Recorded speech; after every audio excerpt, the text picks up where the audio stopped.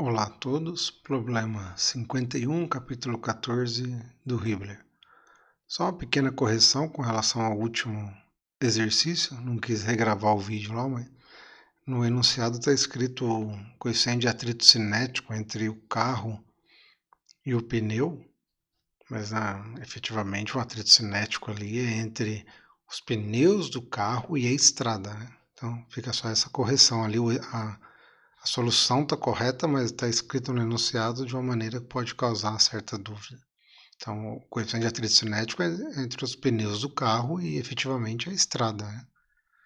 Tudo bem. Dito isso, vamos começar então. Esse problema aqui, problema clássico, sempre cai nos testes, em provas e costuma causar uma certa confusão. Vamos fazer com calma esse problema. Problema então 51.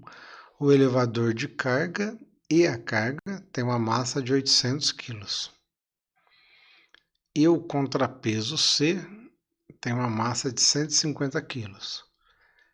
Em um dado instante, o elevador tem uma velocidade para cima de 2 metros por segundo e uma aceleração de 1,5 metros por segundo ao quadrado.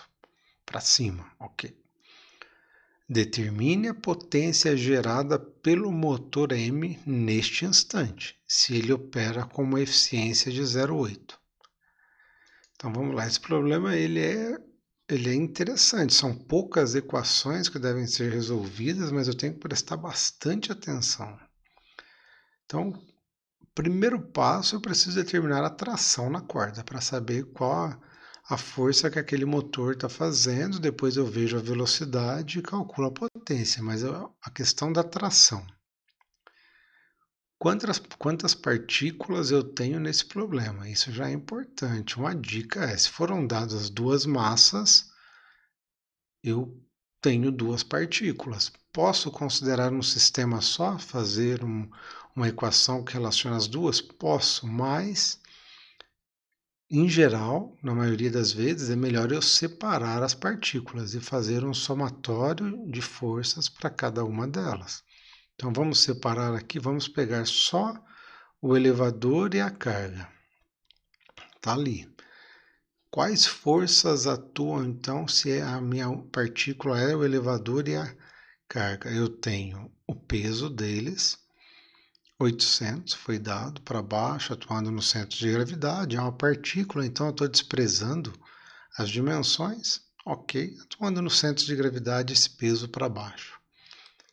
Eu tenho trações puxando, a corda sempre traciona, a corda nunca empurra, eu sempre falo isso, é importante lembrar.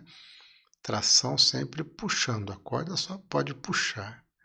Tenho duas cordas, terei duas trações distintas, e uma ainda tem uma roldana, gerando duas trações na primeira, e então tenho T e T' atuando. Alguma outra força externa atuando? Nesta partícula, não. Então, essas são as forças que atuam no elevador e na carga.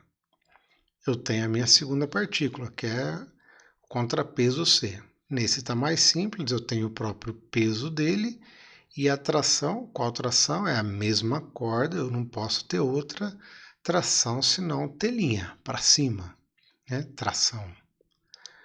Ok, com isso eu tenho duas partículas, todas as forças externas, vou partir para a minha somatória das forças igual a massa vezes a aceleração. Aqui já começam algumas considerações importantes que eu preciso fazer. Foi dito que a aceleração do elevador é para cima. Então é importante que eu indique corretamente aqui. A y é para cima, esse elevador está subindo. Se esse elevador está subindo, obrigatoriamente esse contrapeso tem que estar descendo. Então, fisicamente, eu tenho que fazer a consideração correta, que é importante isso. O AY está para cima, porque ele falou que está para cima, e se o AY aqui do elevador está para cima, do contrapeso tem que estar para baixo. Não tem como eu fazer outra consideração aqui. Ok, dito isso, vamos para as nossas equações de movimento. Somatório das forças para cima igual a massa vezes a aceleração na direção y. Para o elevador e para a carga, eu tenho... Não, desculpa, aqui primeiro eu estou fazendo para contrapeso. Então, para o contrapeso, eu tenho T' atuando para cima, menos o peso dele para baixo, igual a massa vezes a aceleração. E perceba, eu considerei para cima como sendo positivo o AY dele, do centroide, aqui o do contrapeso é para baixo, menos aqui. Bastante importante essa consideração. Com isso, eu tenho que o T' é igual a 1.246,5 newtons. Já sai direto o valor de T'. Com o valor de T', eu vou então aplicar o somatório de forças no elevador e no contrapeso, e na massa, né? Desculpa, no elevador e na carga. Já usando o valor de T'. Então, se eu já sei o valor de T', as forças externas atuando no elevador serão o próprio T', positivo, porque eu considerei para cima, positivo, o T' atua para cima, então ele entra positivo aqui. 2 vezes T, então perceba que como tem a roldana aqui, a tração na corda atua duplamente aqui, no elevador. Menos o peso dele, 8 massa vezes a aceleração da gravidade. Está para baixo, negativo. Igual a massa vezes a aceleração. Veja, está para cima, foi dito que esse elevador está subindo, 1,5 positivo, eu considerei para cima positivo. Uma equação, uma incógnita. Então veja, a primeira parte do problema está feita. Eu já sei a tração na corda que o motor está puxando esse elevador.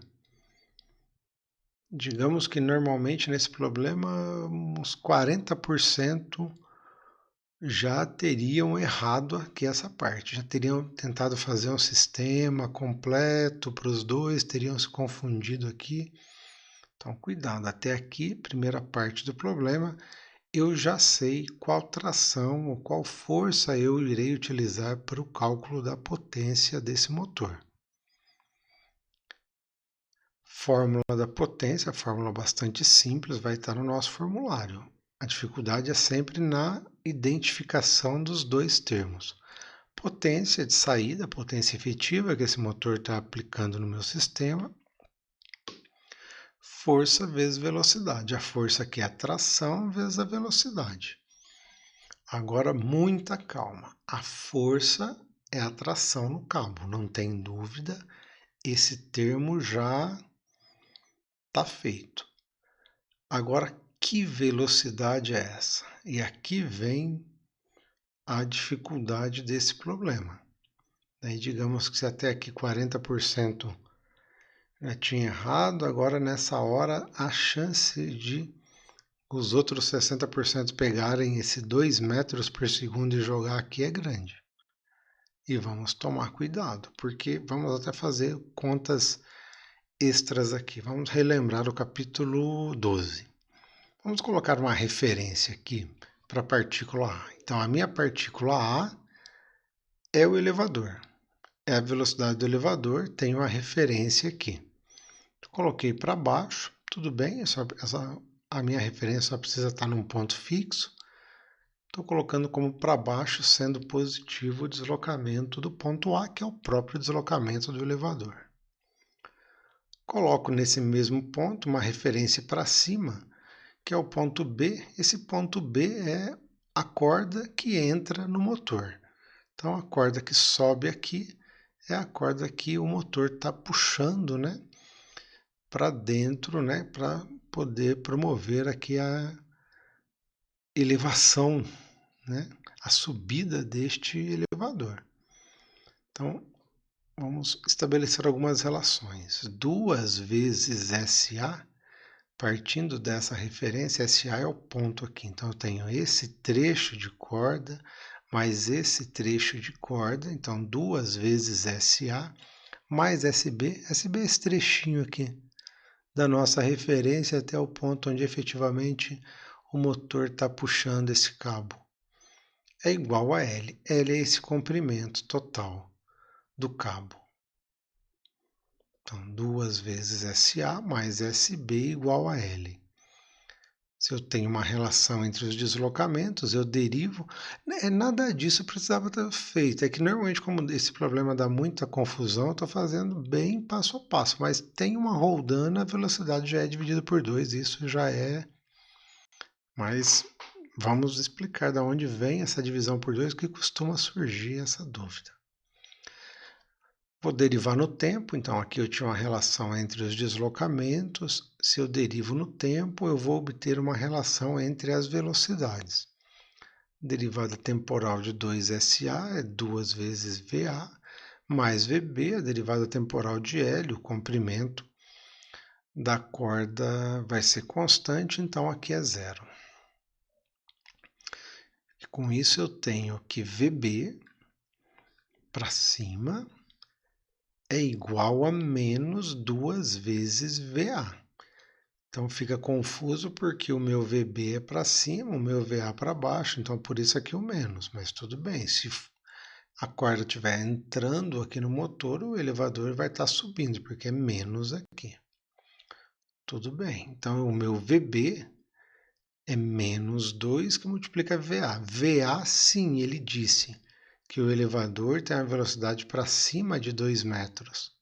Então, se para baixo é positivo, segundo a minha referência, o meu VSA foi construído como sendo para baixo positivo, e ele fala que o elevador está subindo, então é menos 2. Menos 2 vezes menos 2, VB igual a mais 4. Então, essa corda, esse cabo está sendo puxado pelo motor com uma velocidade de 4 metros por segundo. É bastante intuitivo depois de algum tempo que está trabalhando com essas polias, né? Com essas roldanas, tomar cuidado com isso. Então é o dobro aqui. Para que este elevador possa subir a 2 metros por segundo, este cabo tem que ser puxado a 4 metros por segundo. E é essa velocidade que vai entrar aqui na fórmula da potência do motor. Então, a potência de saída do motor é o 3.900,75 newtons da tração na corda, vezes 4, que é a velocidade com que essa corda, esse cabo, está sendo puxado. Então, a potência de saída do motor, 1.560,3 watts. Ainda não foi isso que foi perguntado, porque ele deu que a eficiência é de 0,8. Então, a potência que deve ser fornecida a esse motor é a potência de saída dividido pela eficiência.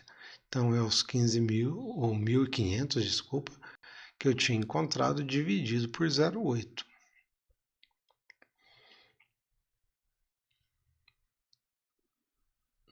De forma que a potência que tem que ser fornecida para esse motor, aqui eu teria que... Aqui tem um erro aqui, né? Aqui é 15.000 mesmo. Aqui tem um erro aqui. Tem que verificar que é 15.000. De forma que o 19, aqui quando eu divido por 0,8 vai dar 19.000. Que deve estar faltando um zero aqui, tem que rever essa conta aqui, mas aqui está certo, 19.000 ou 19,5 kW. Então essa é a potência que deve ser entregue que o motor se entrega ao motor para que ele forneça ao sistema os 15.000 ou 15 kW para que esse elevador suba a 2 metros por segundo com essa aceleração de 1,5 metros por segundo ao quadrado. Então, um exercício com muitas variáveis, a primeira divisão das partículas, e a mais importante, o que costuma causar mais confusão, é a questão da velocidade aqui, que é 4, porque eu tenho uma polia aqui, dividindo essa velocidade do cabo. Maiores discussões poderiam ser feitas ao longo dos próximos problemas, a gente vai comentando sobre essa questão de polias. Tudo bem? Qualquer dúvida podem mandar por escrito ou por áudio, como acharem melhor lá no Moodle. Até mais.